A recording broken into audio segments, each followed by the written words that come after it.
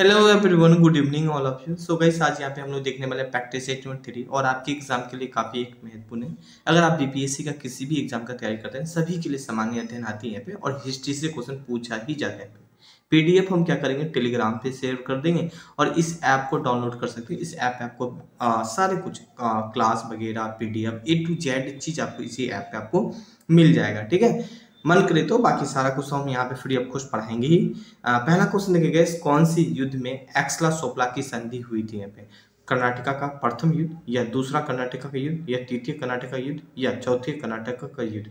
Answer हो जाएगा प्रथम कर्नाटका का युद्ध हुई थी। ऑप्शन ए करेक्ट आंसर हो जाएगा। हाल ही का हम इनके बारे में कल भी चर्चा किए थे, लेकिन क्वेश्चन का थोड़ा सा अलग तरीके से घुमा के इस बार हम पूछे यहाँ पे, है ना।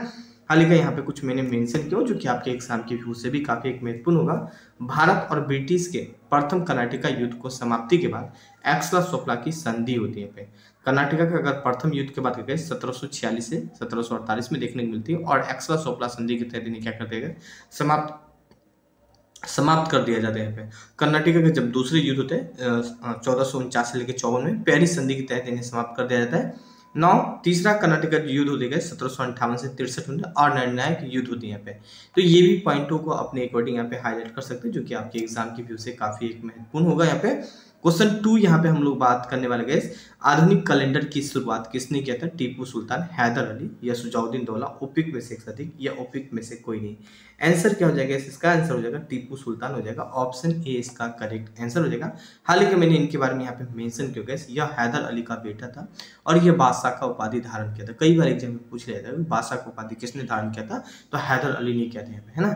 और इसने अपने समय में सिक्के चलाया था और आधुनिक कैलेंडर का भी शुरुआत किया था। तो ये भी पॉइंटों को अपने अकॉर्डिंग हाईलाइट कर सकते हैं। क्वेश्चन 3 यहाँ पे बात करें, पीडीएफ आप लोग जरूर टेलीग्राम पे होगा तो उनको जरूर पढ़िएगा।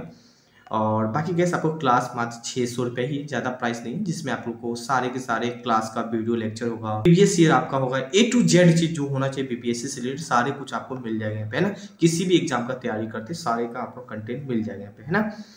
क्वेश्चन 3 बात करें, निम्नलिखित में से कौन कलकत्ता का संस्थापक था? तो चार्ल्स सैयद था या जॉर्ज चार्चकनूक था? आंसर बी करेक्ट आंसर हो जाएगा। कई बार बीपीएससी एग्जाम में क्वेश्चन यहाँ से पूछ लिया गया, तो बी को टिक लगा के चलेगा। जब भी आप बीपीएससी को तैयार करें तो बिहार और बंगाल वाले पार्ट में ज्यादा हाईलाइट करके चलना है ना। सी और डी नहीं होगा यहाँ पे, बी को आप लोग टिक लगा के चलिएगा। नेक्स्ट क्वेश्चन यहाँ पे हम लोग बात करने वाले 4 क्वेश्चन है, अंग्रेजों ने श्रीरंगपट्टनम की संधि किसके साथ की थी? यहाँ पे हैदर अली या डुप्ले या टीपू सुल्तान के साथ की थी, या उपयुक्त में से एक अधिक, या उपयुक्त में से कोई नहीं। टीपू सुल्तान के साथ की थी। ऑप्शन सी को आप लोग टिक लगा के चले आएगा। हाल ही का गाइस यहाँ पे देखिए, अंग्रेज और मैसूर के साथ टोटल कितना, तो 4 युद्ध देखने को मिलती है। पहला युद्ध देखने को मिलती है 67 से 69 तक देखने को मिलती है, जो मद्रास के संधि के तहत इन्हें समाप्त करती है। अच्छा, दूसरा जो युद्ध है 1780, फिर तीसरा 1790 और फिर यहाँ पे 1800 को भी आप समझ सकते हैं, 6 नहीं हो जाएगा यहाँ पे 1799 हो जाएगा, मतलब 1800 आप समझ लीजिएगा। जो सेकेंड युद्ध थे उस समय गवर्नर कौन था? वारिंग हस्टिंग था और मैंगलोर की संधि के तहत इन्हें समाप्त कर दिया। तीसरा कार्निवालिस था यहाँ पे और श्रीरंगपट्टनम संधि के तहत समाप्त करते हैं। और चौथा लॉर्ड वेलेजी होते हैं। फिर तो गैस पूरा अंग्रेज का ही पार्ट हो जाता है पे मैसूर, है ना। तो इस चीज को भी थोड़ा सा आप अपने अकॉर्डिंग समझ सकते हैं यहाँ पे। नाउ क्वेश्चन 5 यहाँ पे बात करें, हैदर अली से पहले मैसूर का शासक कौन था? तो कृष्णदेव राय था क्या? जी नहीं। यहाँ पे नंजाराम था, ये भी नहीं हो जाएगा यहाँ पे। एंड कृष्णराज था, बिल्कुल सी करेक्ट आंसर हो जाएगा। डी और ई नहीं होगा यहाँ पे, है ना।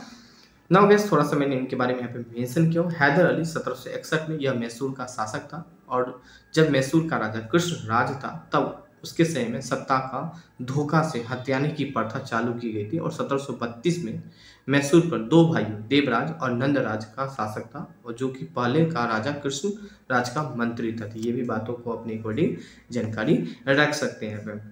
टीपू सुल्तान की मृत्यु के बाद अंग्रेज ने जो मैसूर का जो शासक है किस वंश को बनाया था? तुगलक वंश को, या वांडीवार को, या बहमनी वंश को, या उपयुक्त में से एक अधिक, या उपयुक्त में से कोई नहीं। तो वांडीवार हो जाएगा। ऑप्शन बी इसका करेक्ट आंसर हो जाएगा यहाँ पे। क्वेश्चन 7 यहाँ पे हम लोग बात करेंगे, भारत में रॉकेट टेक्निक की खोज करता किसे माना जाता है? हैदर अली को मानता है क्या? जी नहीं। बालाजी विश्वनाथ को? जी नहीं।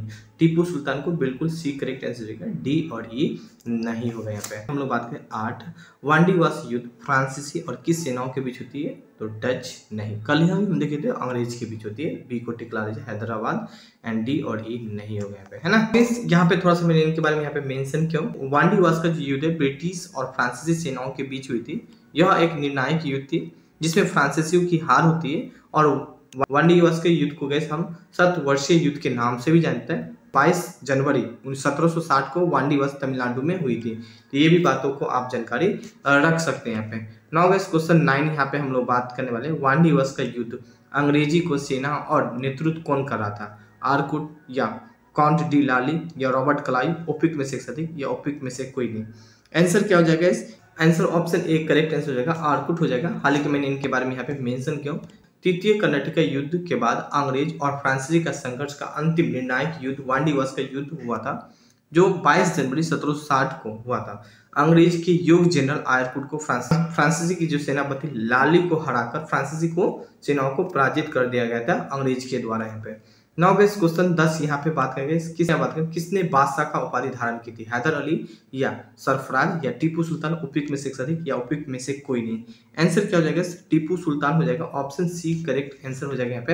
हालांकि यहाँ पे मैंने इनके बारे में मेंशन किया यह हैदर अली का बेटा था जो बादशाह का उपाधि धारण की थी और इसने अपने शहर में सिक्का चलाया था और आधुनिक कैलेंडर का भी शुरुआत किया था। यहाँ पे क्वेश्चन 11 बात करें, वास्को डी गामा भारत कब आया था? 1496, 1497, 1498, ओपिक में से अधिक, ओपिक में से कोई नहीं, 1498 हो जाएगा।